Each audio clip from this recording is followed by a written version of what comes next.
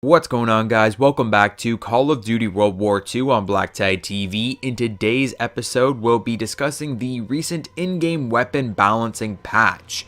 This one adjusted the FG42, Grease Gun, KAR98K, Lee Enfield, Combat Shotgun, and Sawed-Off Shotgun.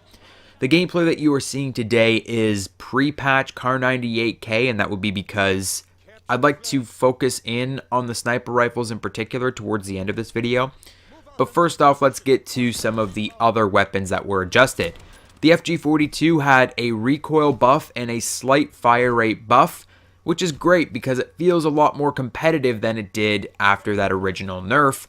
Unfortunately, I feel like the FG42 is broken at this point. It doesn't feel the way it should, if that makes any sense. When I use the FG42 at this point, it feels like a free-to-play mobile assault rifle.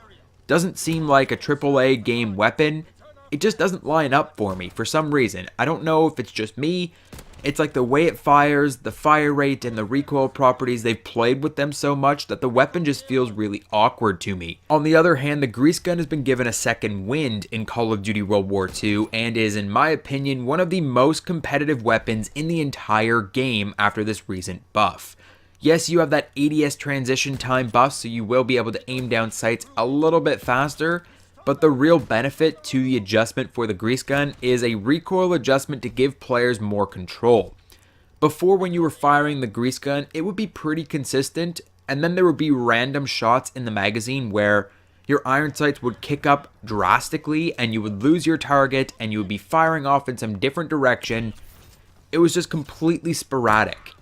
They've basically eliminated this random shot potential, and now all of your shots are going exactly where you want them to. It is very accurate, it does a lot of damage, and I would definitely recommend you try out the Grease Gun as of now. Skipping over the sniper rifles for the time being, the Combat Shotgun received a slight max damage range nerf, which is still an overall buff to where it was at the launch of the game. I had still never understood why they ever buffed the Combat Shotgun to begin with.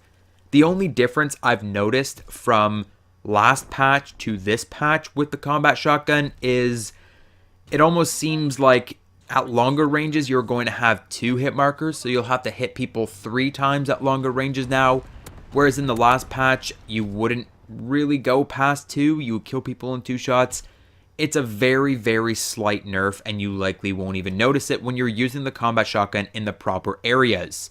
The Sawed-Off Shotgun got a couple buffs: max and mid damage range buffs, buff to number of pellets to kill, reload time buff, and a hip spread nerf. So the hip spread is kind of weird now. Just make sure you're aiming down sights with it. It tightens up the hip spread just like it does with every other shotgun. I would almost always recommend you aim down sights with shotguns in this game. It's actually competitive now. You can use it. I would still say the Combat Shotgun is better. I would still say the Luftwaffe is better in certain situations, but the double barrel sawed-off, it can be used if need be. And now, last but not least, let's talk sniper rifles. The KAR98K has received an ADS transition time nerf, or in layman's terms, the speed at which you can aim down sights with the KAR98K has been drastically reduced. At this point, the KAR98K will now aim down sights at the same speed as the Springfield or M1903, which up until this point was the slowest sniper rifle in the game.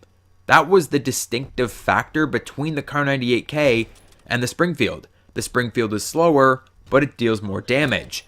Now the KAR98K is slower as well. The weapon still fires more quickly, but snapshotting enemy players is a damn near impossibility.